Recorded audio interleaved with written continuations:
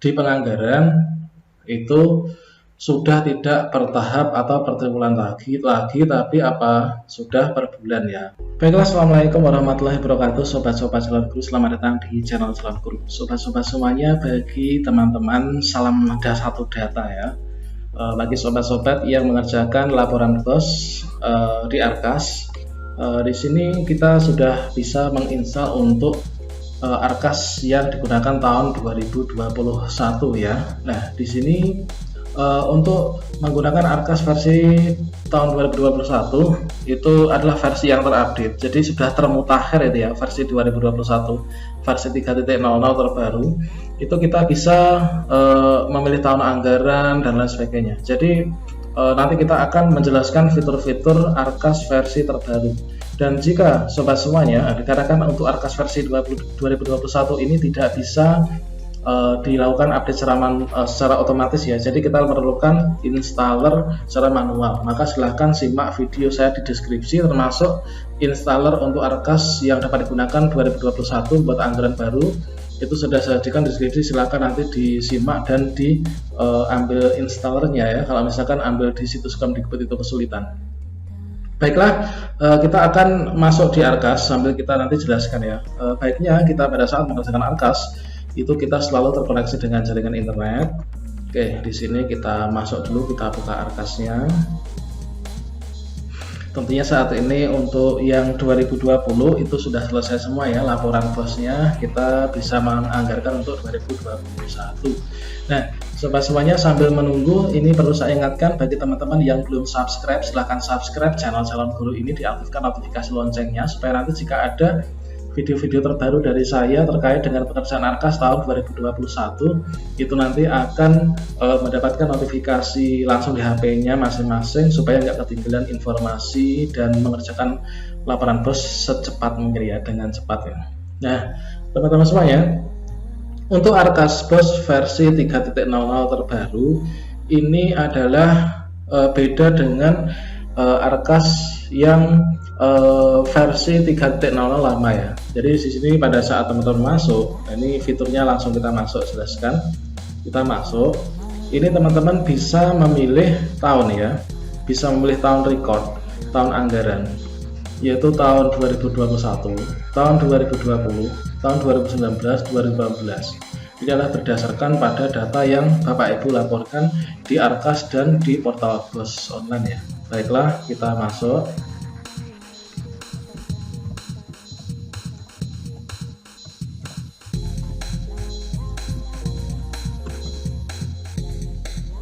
Oke, password.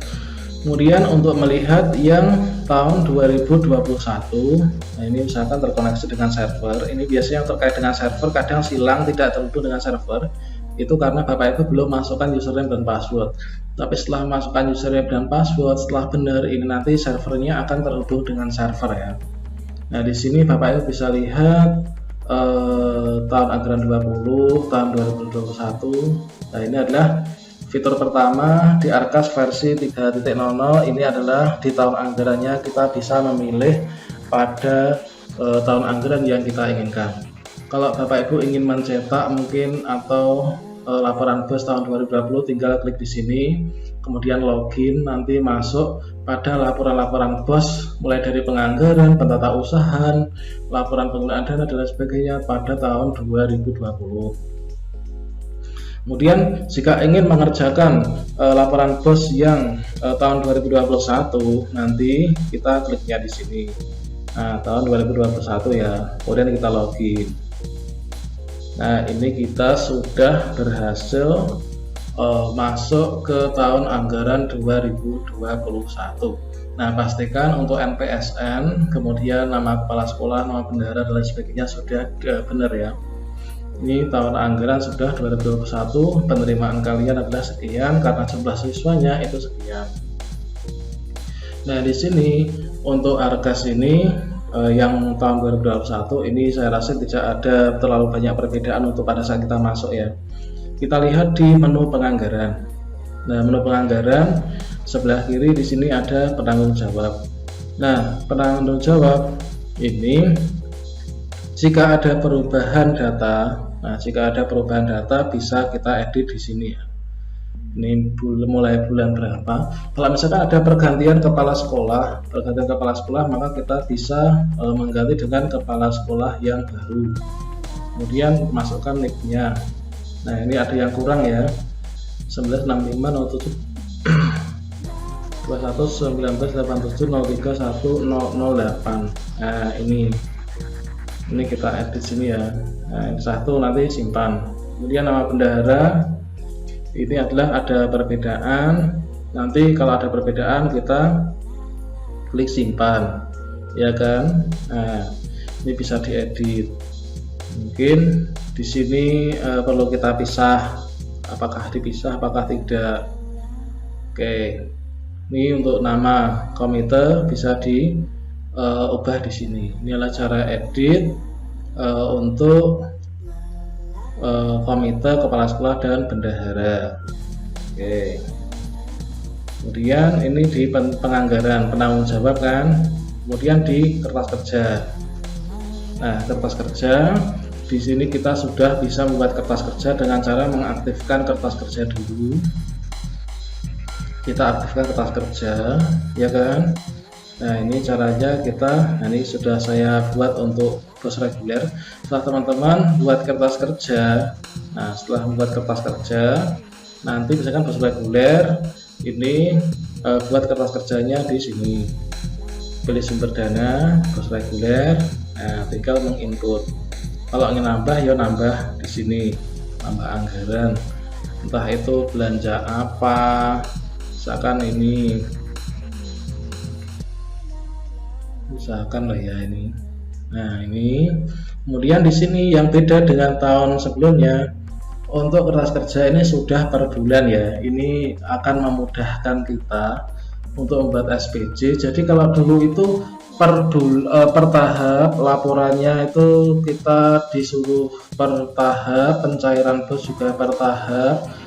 Akan tapi di kertas kerja itu kita kok sudah per triwulan ya, itu kan membingungkan. Laporan dan pencairan itu per tahap, akan tetapi pada saat kita membuat kertas kerja itu di sini per triwulan kan. Nah, kalau di sini yang terbaru ini sudah tidak per triwulan, tapi sudah per bulan. Ini Januari, Februari, Maret sampai Desember teman-teman. Jadi fitur kedua, fitur pertama itu tanggung jawab, kedua adalah tentang kertas kerja. Kita mengaktifkan kertas kerja, nanti muncul sumber dananya sekian, ini sesuai dengan sekolah masing-masing. Membuat kertas kerjanya sekarang sudah per bulan, tidak per tahap lagi atau tidak per triwulan lagi. Kemudian menu pengesahan saya rasa sama ya, nggak ada yang berbeda. Kemudian terkait dengan rincian kertas kerja ini masih sama. Kemudian di sini juga masih sama. Kemudian di pentatausahaan, fitur aktivasi BKU-nya, nah ini juga sama. Kenapa belum muncul? Karena kita belum membuat kertas kerja dan belum disahkan kan. Kemudian di BKU-nya ini juga sama. Kemudian BKU silpanya juga saya rasa sama. BKU pembantunya sama. Oke, seperti itu. Ini SPTJM-nya nanti kita pilih. Oke, jadi perbedaan antara Arkas BOS yang 3.0 tahun 2021 dengan yang versi 2.07 atau 3.00 versi tahun 2020 itu bedanya itu. Di penganggaran itu sudah tidak per tahap atau per triwulan lagi tapi sudah per bulan ya. Nah, semoga ini nanti bisa lebih memudahkan kita untuk mengerjakan laporan BOS. Oke, demikian teman-teman tentang sedikit update tentang Arkas tahun 2021. Perbedaannya apa, persamaannya apa.